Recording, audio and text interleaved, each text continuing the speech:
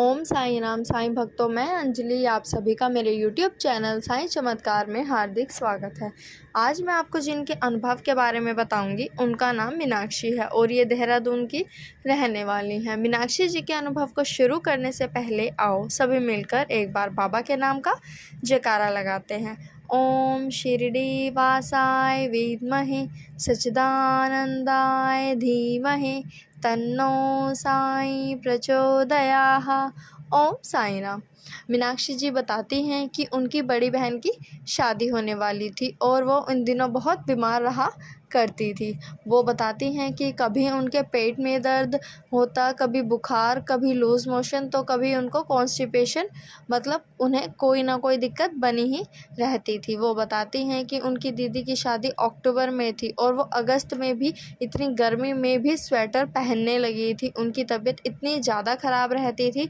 उनका कहना है कि उनका शरीर दिन प्रतिदिन ढलता ही जा रहा था। वो बताती हैं कि उन दिनों उनकी मम्मी ने भी उन्हें देहरादून के अच्छे से अच्छे और महंगे से महंगे डॉक्टर को दिखाया, पर डॉक्टर की पकड़ में भी कोई बीमारी नहीं आ रही थी और उनके पेट में लगातार दर्द बना रहता था और उन्हें बार बार वॉमिटिंग होती। वो बताती हैं कि जब कॉन्स्टिपेशन और लूज़ मोशन एक साथ होते हैं तो लोग कहते हैं कि टीबी की शिकायत है। वो बताती हैं कि उनके सारे टेस्ट हो चुके थे, सब कुछ उन टेस्ट के अंदर नॉर्मल था। डॉक्टर ने बताया कि उनको कोई भी बीमारी नहीं है। वो बताती हैं कि जैसे जैसे उनकी दीदी की शादी का दिन नज़दीक आ रहा था, उनकी हालत बद से बदतर होती जा रही थी। जो भी कोई उन्हें देखता वो यही बोलता कि तुझे क्या हुआ है, क्यों बिल्कुल मरीजों की तरह होती जा रही है। वो बताती हैं कि उनका रंग भी बिल्कुल काला पड़ गया था। घर में किसी को कुछ समझ नहीं आ रहा था कि मुझे क्या हुआ था। और वो बताती हैं कि उनकी दिन में एक टाइम की वो कम से कम 10-10, 11-11 गोलियां खाती थी। ये बताते हैं कि वो खुद अपनी हालत से इतनी परेशान हो चुकी थी, वो इतनी दुखी हो चुकी थी कि उनके मन में आता था कि वो मर जाए तो ही अच्छा है।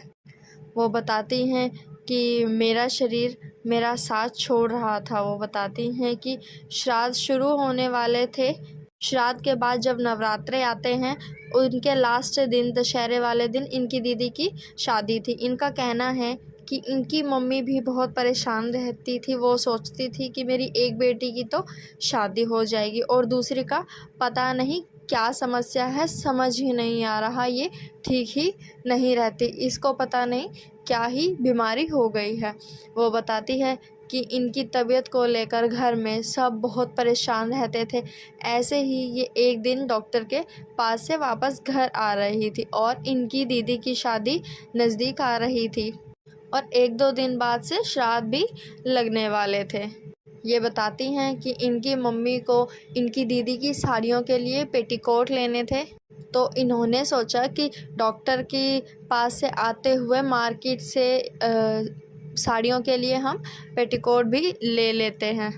ये बताती हैं कि जहाँ से इनको पेटीकोट लेने थे, वो जो शॉप थी वो इनके घर के पास में ही थी। ये बताती हैं कि हम पेटीकोट लेने जिस शॉप पर गए, उस शॉप की जो ऑनर थी वो आंटी थी, जो वो इनको बिल्कुल अपनी बेटी की तरह मानती थी और उनके ऊपर माँ काली की कृपा थी। वो बताती हैं कि उन आंटी ने मुझे अपनी गद्दी पर, जो उनका काउंटर था, उस पर बिठा दिया और ये बताती हैं कि जैसे ही मैं उनके पास बैठी, उनकी गद्दी पर मैं बैठी, उनकी आंखें एकदम से चढ़ गई और उन्होंने मेरी मम्मी को कहा कि तुम मीनाक्षी को घर भेज दो।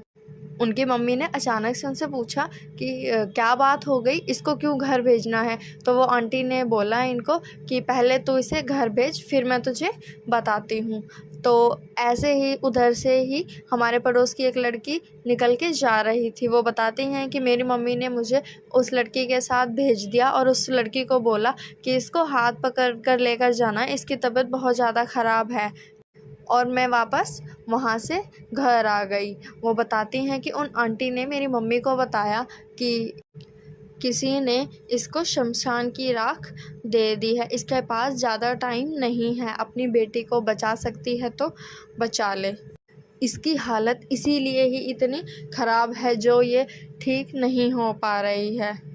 ये बताती हैं कि उस दिन मेरी मम्मी वहाँ से जब लौटकर वापस घर आई तो बाबा के सामने बिलख बिलख कर वो रोने लगी। वो बताती हैं कि मेरी मम्मी ने मेरे बड़े भाई को फ़ोन किया और ये सारी बातें मेरे बड़े भाई को बताई और बताया कि 2 दिन बाद से श्राद्ध लगने वाले हैं और अगर श्राद्ध लग गए तो उतारा भी नहीं हो पाएगा, क्योंकि ये हिंदू धर्म से बिलोंग करते हैं और हम हिंदुओं में श्राद्ध जब लगते हैं तो कोई भी ऐसा काम हम नहीं कर सकते। ये बताती हैं कि जैसे ही इनके भाई को ये सब पता लगा, इनका भाई भी बहुत ज़ोर ज़ोर से रोने लगा। इनका भाई उस टाइम शॉप पर था। इनके भाई को रोता देख इन्हीं की शॉप पर ही एक लड़का काम करता था। उसने उसके भाई से पूछा कि भैया क्या बात हो गई, आप ऐसे क्यों रो रहे हो, क्या समस्या है, आप मुझे बताओ। तो ये बताती हैं कि इनके भाई ने सारी बात उस लड़के को बताई। उस लड़के ने इनके भाई को बताया कि ये ऐसे एक मौलवी हैं जो इन सब चीज़ों को ठीक कर देते हैं, अगर आप कहो तो मैं आपको उनके पास ले चलता हूँ। इनके भाई ने जल्दी से ये सारी बात अपनी मम्मी को बताई और अपनी मम्मी से पूछा कि क्या हमें वहाँ चलना चाहिए। तो इनकी मम्मी ने बोला कि हाँ, हम उधर चलते हैं, हम उधर चलते हैं। ये बताती हैं कि फिर इनका भाई और वो लड़का उसी शाम उस मौलवी के पास चले गए। उस दिन उस मौलवी ने उन्हें एक ताबीज़ दिया जो इनको पिलाना था। ये बताती हैं कि जब तक मेरा भाई लौटकर घर नहीं आया, उसको आते-आते रात ही हो गई थी और ये बताती हैं कि जब तक वो वापस नहीं आया, मेरी मम्मी ने मुझसे साईं सच्चरित्र का पाठ कराया, बाबा का पाठ कराया। उस रात मैंने पूरी रात बाबा का पाठ किया। ये बताती हैं कि मुझे मेरी मम्मी ने साईं सच्चरित्र का पाठ ज़बरदस्ती कराया। इनकी बिल्कुल भी इच्छा नहीं थी और इनको अपनी मम्मी पर ही गुस्सा आ रहा था कि ये ऐसा क्यों करा रही हैं, क्यों मुझसे ये पाठ करा रही हैं, जो मुझे ये पाठ करना ही नहीं है। ये बताती हैं कि ये बहुत परेशान हो चुकी थी, पर फिर भी मम्मी के डर की वजह से ये साईं सच्चरित्र का पाठ कर रही थी। ये बताती हैं कि इनके भाई वापस घर आए और इनको ताबीज़ घोलकर इनको पिला दिया गया। ये बताती हैं कि जैसे ही अगले दिन सुबह हुई, सुबह होते के साथ जो मौलवी थे इन्होंने उन मौलवी ने इनको अपने पास बुलाया था। ये बताती हैं कि सुबह मेरी मम्मी और मेरा भाई और मैं, हम तीनों उस मौलवी के पास गए। ये बताती हैं कि जब हम वहाँ गए, हमने वहाँ जाकर देखा कि वहाँ इतनी ज़्यादा भीड़ थी, इतनी ज़्यादा भीड़ थी कि हमारा नंबर ही नहीं आ रहा था और हम सुबह से बैठे थे। सुबह से इनको वहाँ पर बैठे-बैठे रात होने वाली थी। ये बताती हैं कि फिर इनके भाई ने वापस उस लड़के को ही फ़ोन किया कि उनको बोला कि भाई हम हिंदू हैं और हमारे अब 12 बजे के बाद से रात को श्राद्ध लग जाएंगे और फिर हम ऐसा कोई भी काम हम नहीं कर सकते, अगर हम करेंगे भी तो हमें ये सब लगेगा भी नहीं। फिर जो वो लड़का था उस लड़के ने वापस उन मौलवी जी के पास फ़ोन किया। तो मौलवी जी के पास जब उन्होंने फ़ोन किया तो उन मौलवी ने सबसे पहले इन्हीं का नंबर लगाया। वो जो मौलवी थे वो बाबा के भक्त थे, वो बाबा को ही मानते थे। उन्होंने इनके ऊपर से कुछ उतारा किया और ये बताती हैं कि जब उन्होंने ऐसा उनके ऊपर से कुछ उतारा किया तो इन्हें खुद भी महसूस हुआ कि हाँ, कोई शक्ति थी, कोई चीज़ थी, कोई ऐसी चीज़ थी जो इनके शरीर से निकल कर और बाहर चली गई हैं। ये बताती हैं कि उन मौलवी ने इन्हें बाबा की भभूति दी और बाबा की भभूति को नियमित रूप से लगाने को कहा।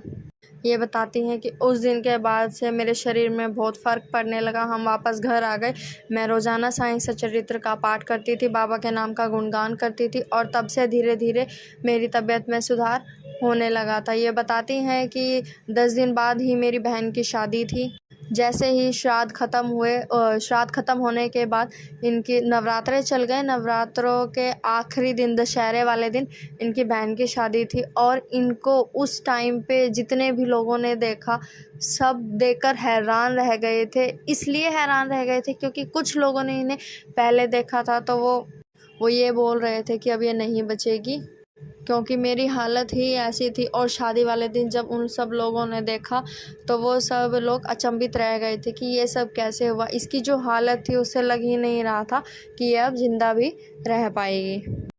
एक बाबा की ऊदी ने और साईं सच्चिदानंद के पाठ ने ही इनको जीवन दान दिया। ये बताती है कि जो वो मौलाना नहीं होते और वो सबसे बड़ी बात, वो बाबा के अगर भक्त नहीं होते तो शायद आज मैं ज़िंदा नहीं होती। इसी के साथ ये अनुभव यहीं ख़त्म होता है। आप सभी मेरे चैनल को सब्सक्राइब करें, मेरी वीडियोस को ज़्यादा से ज़्यादा शेयर करें, मेरी वीडियोस को लाइक करें, वीडियोस पर कमेंट करना ना भूलें। ओम साईं राम।